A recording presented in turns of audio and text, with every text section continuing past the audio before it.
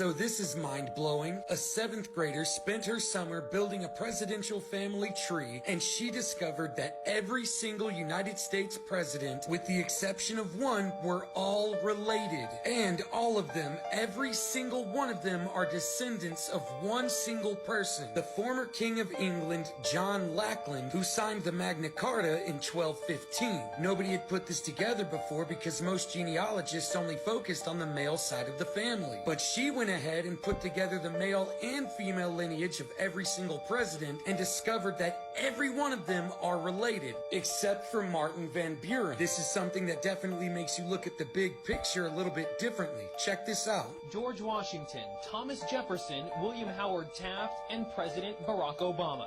One young girl traced them all back to one common ancestor. They're all cousins and all grandsons of John Lackland. It's the first family tree of its kind. Pouring through more than 500,000 names for months, 12-year-old Bridge Ann d'Avignon discovered that all the U.S. presidents, except Martin Van Buren, are related to the former King of England, John Lackland Plantagenet. Mildred Reed is his first great-grandmother on George Washington. Obama, Mildred Reed, is the 10th great-grandmother. She started with George Washington, but unlike other professional genealogists that only looked at the male family lines, Bridge Ann was able to link the presidents together using both male and female ancestry. Before this, historians had only been able to link 22 family trees.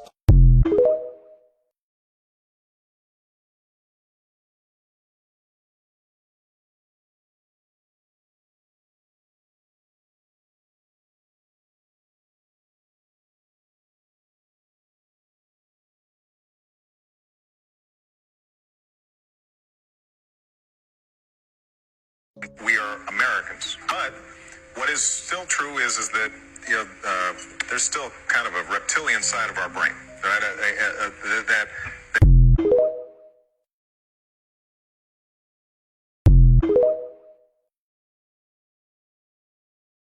I want to thank. Christian God is the one and only true living God, the creator of heaven and the universe. Jesus Christ is God. If you were Son of God, command that this stone becomes bread.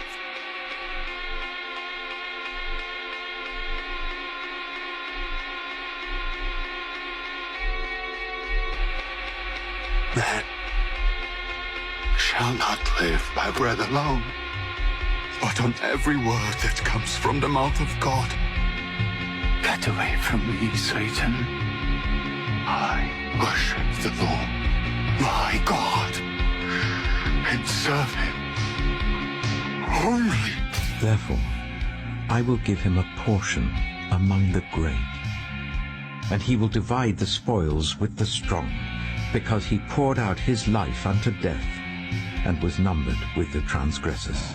For he bore the sin of many, and made intercession for the transgressors. Don't be afraid. Just believe.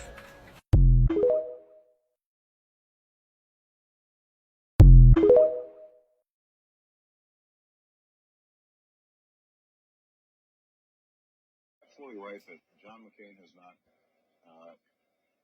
talked about my Muslim faith, and you're absolutely right that has not come my Christian faith. And well, what I'm saying is he hasn't suggested that I'm a Muslim. Which passages of Scripture should guide our public policy? Should we go with Leviticus, which suggests slavery is okay, and that eating shellfish is an abomination? Or we could go with Deuteronomy, which suggests stoning your child if he strays from the faith? Or should we just stick to the Sermon on the Mount, a passage that is so radical that it's doubtful that our own Defense Department would survive its application?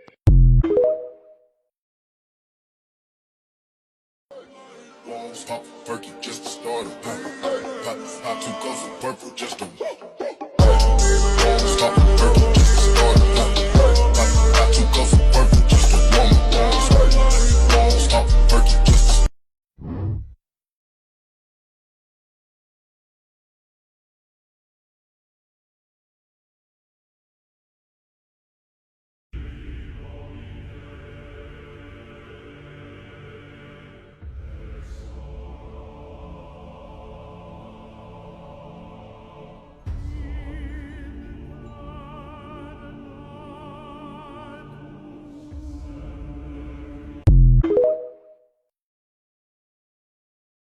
Stop and listen to this. People going back to pubs and stuff, because our exposure sites still, will they be put back in place to be listed once we are reopening? Because they're not at the moment.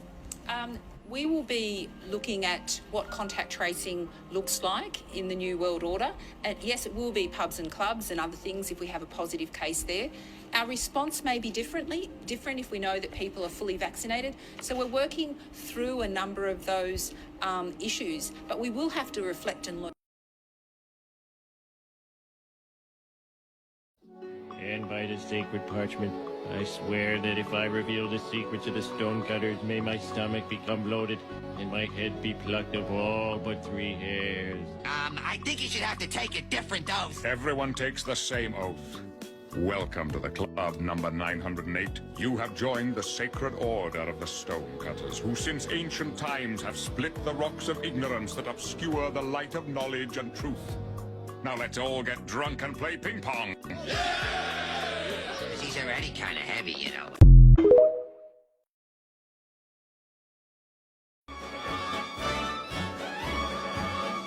Who controls the British crown? Who keeps the metric system down? We do.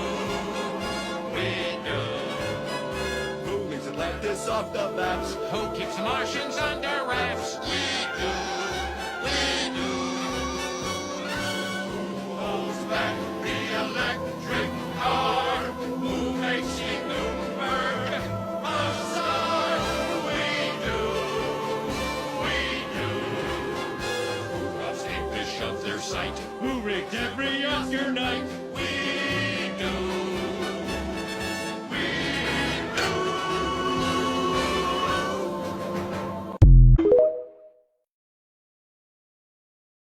And remember, kids, the next time that somebody tells you the government wouldn't do that, oh yes they would.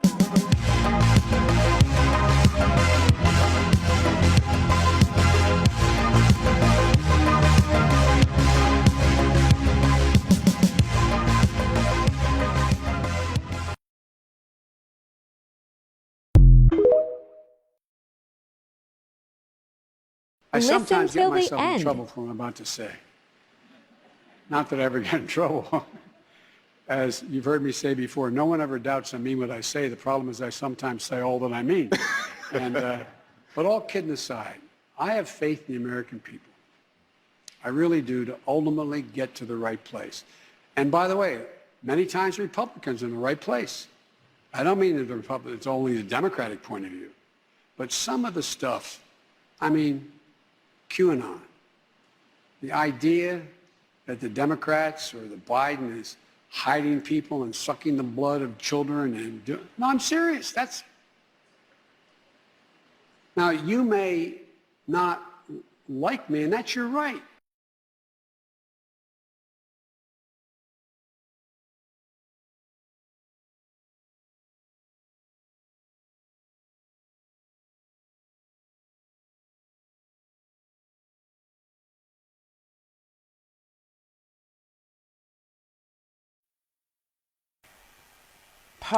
Rituals would happen at Blenheim Palace and Donington Castle. What type of rituals? Well, there's these sort of like the masked rituals, satanic ritual type things, where people would put the masks on, and then there'd be like like Masonic or satanic kind of rituals going on, where they would have like the circle of people, and then you'd have people, women or children in the middle of the circle, performing sexual acts and everyone watching. There would be an altar where they would put a young child or young girl on the altar, and then there would be the sacrifice there. Okay. They'd have like a dagger thing or sword or whatever. And that's what I'm meaning by these kind of parties. Do you want to go into that in more detail? And I'd also like to ask, what do they eat at these parties? They would eat They would eat the sacrifice victim. They would pull the heart out, the beating heart. They would eat that. They'd eat the animals they sacrificed as well. There was animals and stuff. What do you mean by and stuff? Animals and humans, children, babies, little babies and stuff, little babies. Have you heard of the term cobble? Coddle. Cobble. Cuddle. C-O-B-L-E, I think it is. Yes. And what do you know about that? Well, from what I know of cobble, is they would like... You mean like the cooking of it, or the taking off the... Yes, exactly. What do you know about it? The butchering. Yeah. I call it butchering. Now, you could say, well, sacrifice. I say butcher. Yeah? Yeah. They would cut them up. And what sort of things were they looking for? Well, they would cut them up. What I mean is take the heart out, beating heart and everything. That was very a prized thing to do.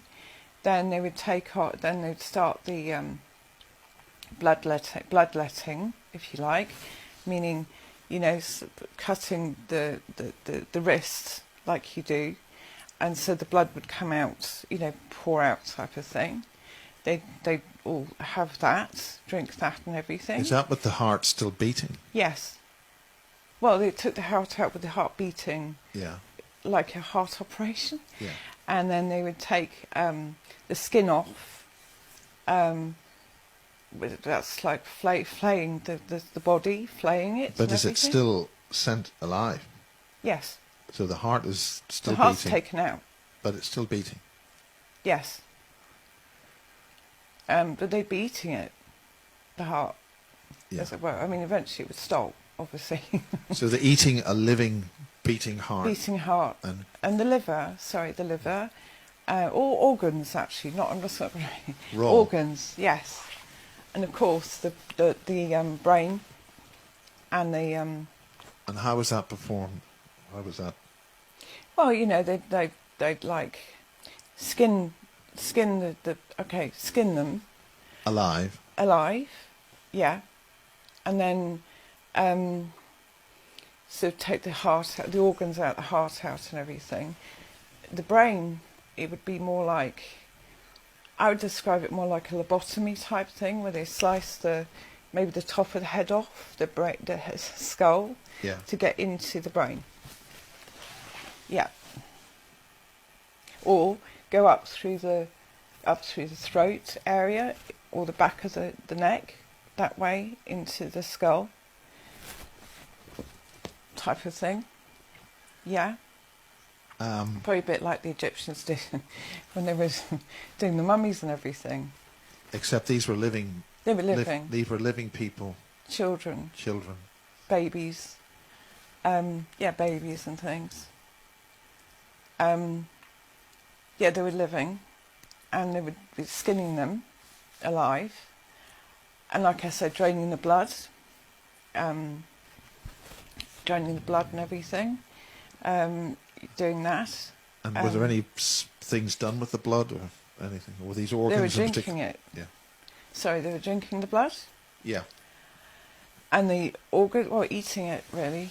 Eating the organs, that type of thing. Now, the people who were eating the organs, were they all human, or did they change shape? Oh, right, yeah, okay. What would happen is they would be doing all this stuff, and then there would be some kind of shape-shifting sort of going on.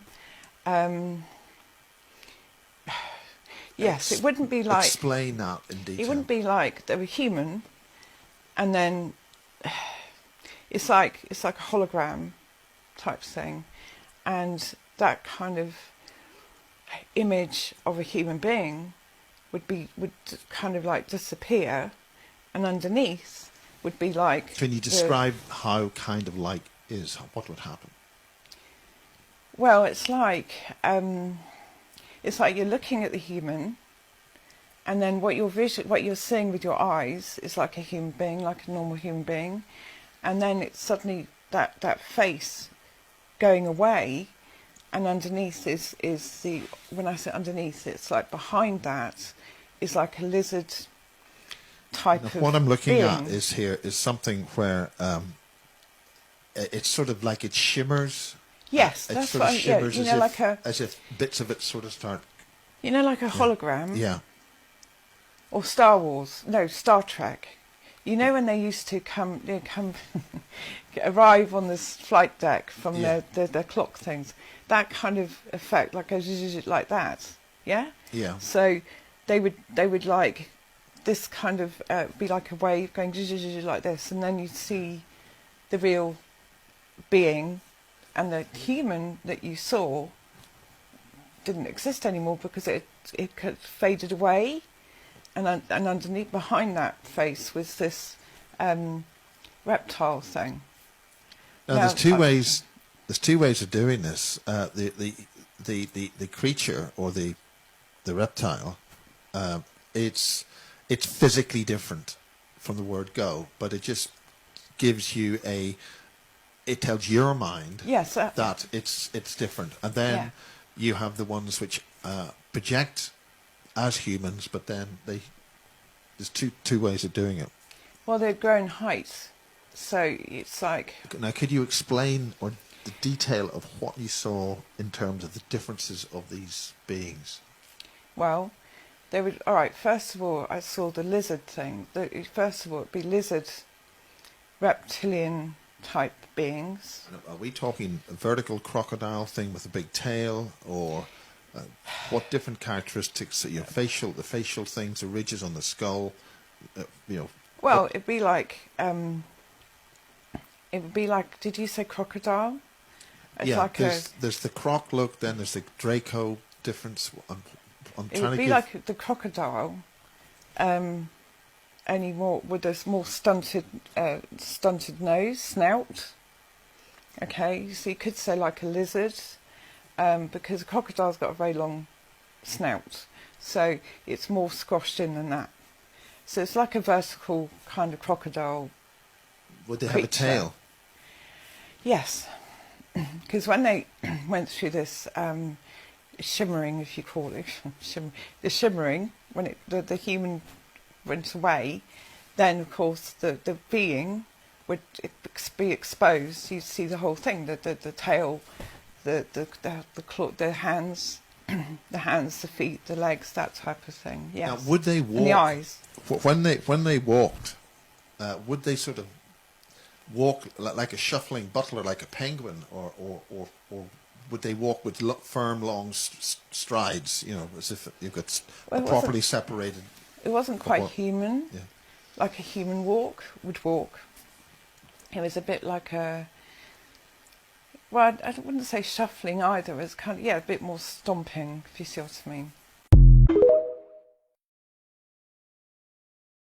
Here we need a vast military-style campaign to marshal the strength of the global private sector, with trillions at its disposal, far beyond global GDP, and with the greatest respect, beyond even the governments of the world's leaders.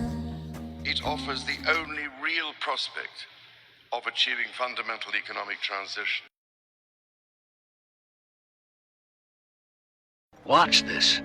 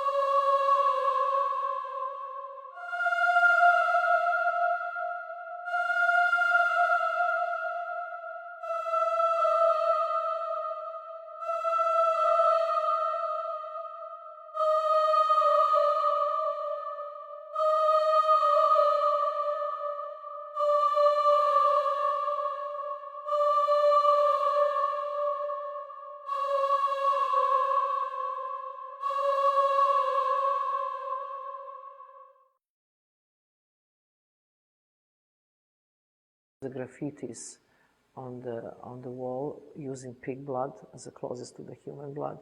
One of the spirit cooking recipe will be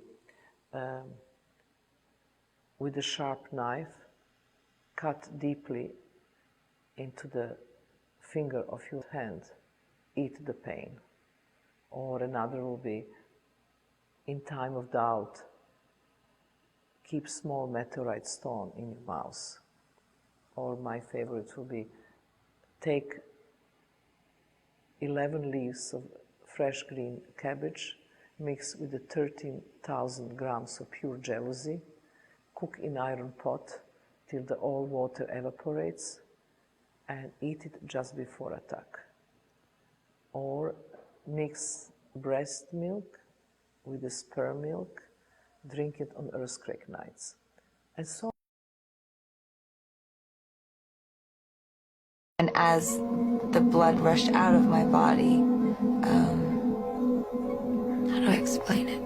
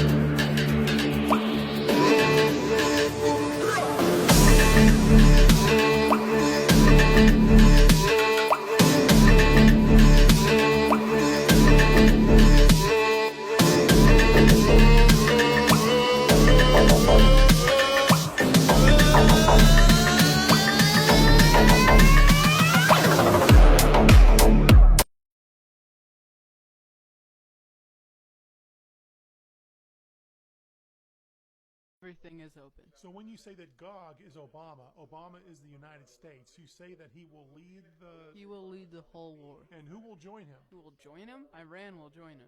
The UN. The whole UN. Russia? Yes, Russia, South Korea, the whole UN. Really, everyone. Everyone. All 70 nations will rise against us. 70. Where is ISIS in all this? ISIS. This is what I saw. They will kidnap people. They will just kidnap people. They will kidnap our people? Yes, like they did to Gilad Shalit. They will also do that. They will kidnap people and torture them and things like that. For now, what I also saw is that the Mount of Olives next to Jerusalem, for those who are saved. That mountain will split in two, and when the mountain splits, that very second, the Messiah will be revealed to everyone. Everyone will just see that it's the Messiah. We will know it's the Messiah. Here he is, revealed to everyone. He will stand at the entrance of the Mount of Olives, and he will say who can enter and who cannot enter. Anyone who is not saved will stay outside and die, and anyone who is worthy will be saved. You have to know what he will be saved from. So the mountain just opens, and also... Now, it opens. It opens? It splits in two. Something like... No. An earthquake? No. A nuclear bomb? What? No, they will rise up. You know how on the Mount of Olives there are graves, right? So 2 of the dead people will walk out. 2 dead people will come back to life. One from here and one from there. It will split in 2. That's how it will happen. And what I saw is that the Messiah is someone who can't sin. Someone with no sin. Someone who never sinned. He is someone who repented? Yes, he never sinned. He had never committed any sins. He is without sin. He didn't commit even one sin. It can't be that the Messiah is someone who sinned. It can be someone who we know very well. Lots and lots of people know him based on what I knew. But everyone will be very, very surprised that he, of all people, is the Messiah. Also, now, this Messiah, the Messiah, he will fight against Obama. And not only that, he will kill him and bury him in Israel. And I saw that. Yes, he will be buried in Israel. And I saw that when the Mount of Olives split in 2, then Messiah will stand at the opening. But he won't care who is religious, who has a beard, who a person is. He sees a person's holiness. He will smell each person. He will smell if someone is holy, if he is pure, if he did good deeds, if he is kind, to see if he has true fear of heaven and not just afraid of punishment and things like that. He won't say, "Here you are, you have a hat, you can go in." It's not like that. He will have power to feel what is truly inside every person. Nathan, I ask you once again, you know all this from up there. I know all of it from there. A week ago, you didn't know any of this. I didn't know these things. I didn't know. I had no idea. Nothing. Nothing. No, he didn't. He is not a Jewish school student. Wait 1 second, 1 second. I just want to say something here. Look at what he is saying, and look. He says that Gog is Obama, and that Gog, Obama, will fall here in Israel. And God will give Obama a grave here in Israel. Here in Israel. So Ezekiel the prophet says, on that day I will give Gog a burial place in Israel. That's exactly what they said to me. Exactly. Ezekiel. Exactly the same thing. And you say that the Mount of Olives will split. The Mount of Olives will split in 2. So Zechariah the prophet says, then shall the Lord go forth and fight against those nations, and his feet shall stand in that day on the Mount of Olives, which is before Jerusalem on the east. And the Mount of Olives shall cleave in the midst thereof. Is that really what is written? Yes, Zechariah the prophet. That's exactly what I saw. Zechariah the prophet, he was a long time ago. That is exactly what will happen if things stay as they are. If the world keeps on like this, that is what will happen, for sure. Now, a woman asked a good question, and I also want to ask, how will we know when it starts? It will start with a boom. First of all, it has already started. It has started? As far as I could see, it has started. It started on September 11th, 2015. It has already started. On the 27th of Elul last year in 5775. This year, yes. Last Hebrew year. We are in 5776, so it started last year, 3 days before Rosh Hashanah. Gog and Magog started. Yes, that war has already started. So why don't we sense anything? Because God won't bring it at first. What will happen one certain day, it will just erupt. Something will set off and it will just erupt. All of the news channels, everything. Everyone will say World War III has started. Everyone will just know. That's it. There's no time. And everyone will know that God has caused this event. You mean that there will be a security incident? Yes. And that